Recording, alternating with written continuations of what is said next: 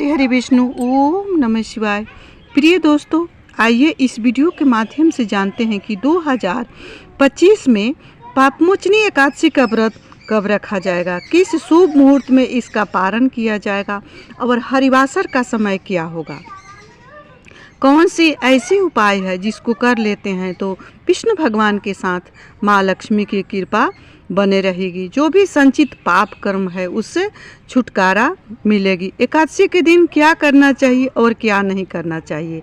प्रिय दोस्तों, बने रहिए मेरे साथ मेरे वीडियो में। अगर मेरी वीडियो अच्छी लगती है तो वीडियो को लाइक अवश्य करें, चैनल को सब्सक्राइब करें, बेल आइकन को प्रेस करें, जिससे मेरी वीडियो का न्यू नोटिफिकेशन सबसे पहले आप सभी के पास पहुंचे। सबसे पहले मैं बता दूं कि ये जो व्रत है, जैसे नाम से ही पता चलता है, पाप मोचनी एकादशी, इस व्रत को अगर विधि विधान से किया जाता है, शुभ मुहूर्त में पारण किया जाता है, तो इससे जितने भी संचित पाप क्रम है उससे छुटकारा मिलता है। विष्णु भगवान के साथ माँ लक्ष्मी की भी कृपा बनी रहती है। जो भी कामना लेकर इस व्रत को किया जाता है उसको अवश्य ही विष्णु भगवान पूर्ण करते हैं, क्योंकि एकादशी तिथि भगवान विष्णु का सबसे प्रिय तिथि है।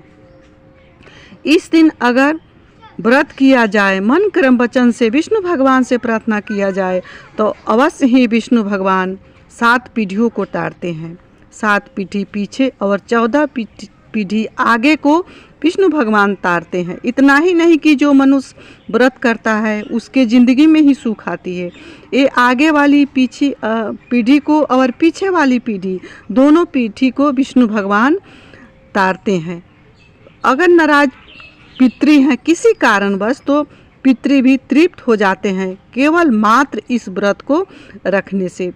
नाराज पितृ चल रहे हैं तो कैसे पता चलता है कि मेरे पितृ नाराज हैं। अगर आए दिन घर में बीमारी रहती है, कहीं ना इधर से उधर से कहीं से परेशानियां अकारण आते रहती है, तो समझ जाना चाहिए कि ये पितृ दोष का लक्षण है। तो क्या करना चाहिए, पाप मोचनी एकादशी के दिन, जैसे पाप मोचनी एकादशी नाम से ही पता चलता है, जो भी पितृ का जो संचित पाप क्रम है उससे पितृ भी छुटकारा हो जाए और उनका भी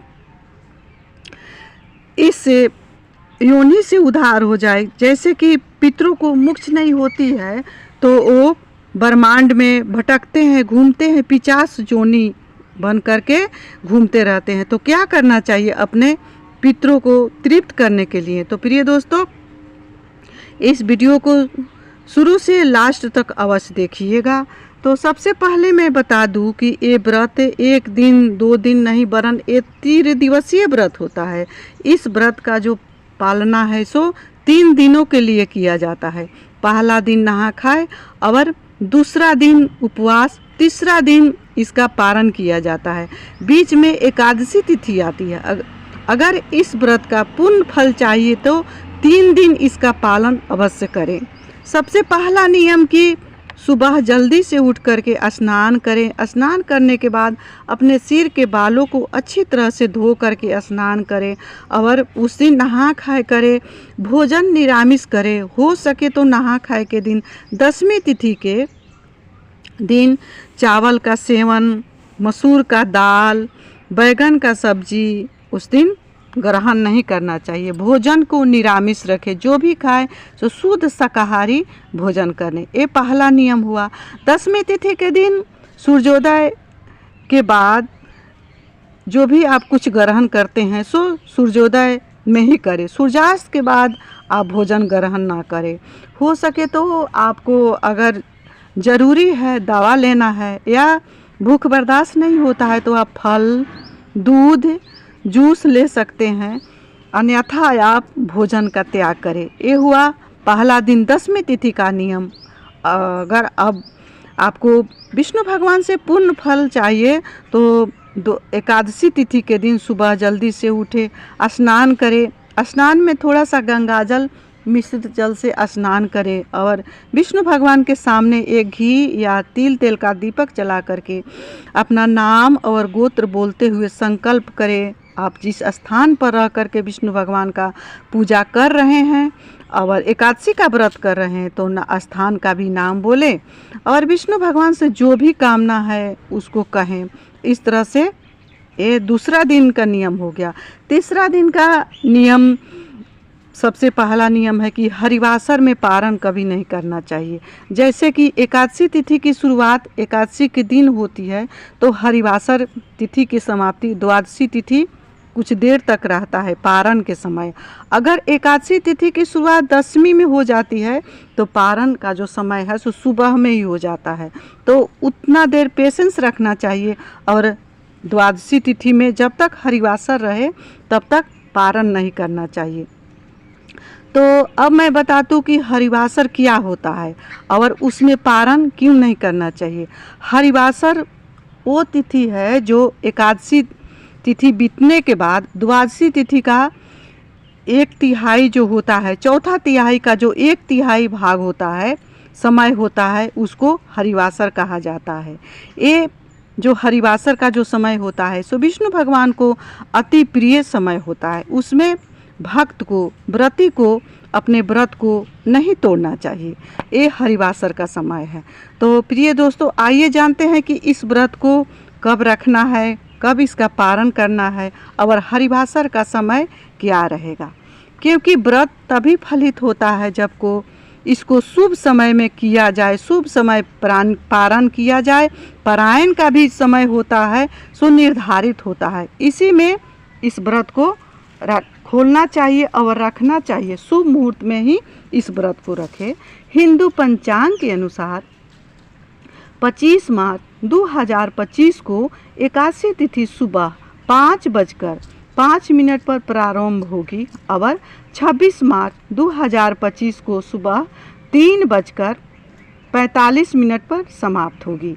पापमोचनी एकादशी का व्रत 25 मार्च 2025 को रखा जाएगा। अब आइए जानते हैं कि हरिवासर समाप्ति का समय क्या है। 26 मार्च सुबह 9:15 पर हरिवासर तिथि समाप्त होगी। अब पारण का शुभ मुहूर्त क्या होगा, क्योंकि हरिवासर के बाद ही पारण करना चाहिए। पारण का शुभ समय 2 है। एक है 9:15 से लेकर के 10:10 तक।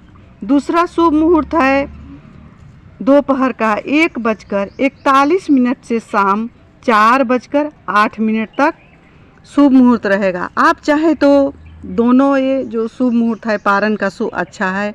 आप चाहे तो ये 9:15 वाली में आप पारण कर सकते हैं या तो 1:41 में आप पारण कर सकते हैं। दोनों ही शुभ मुहूर्त है, ये दोनों शुभ मुहूर्त में आप पारण कर सकते हैं।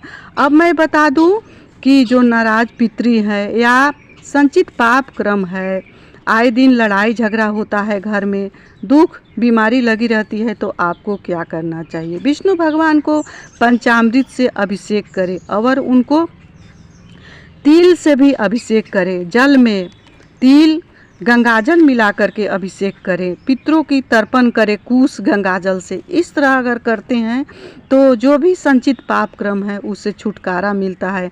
नाराज पितृ भी तृप्त होंगे। जब पितरों को मोक्ष हो जाती है तो ऐसा ही घर में सुख संपदा आती है। जब पितृ प्रसन्न होते हैं तो अपने वंशज को आशीर्वाद दे करके जाते हैं।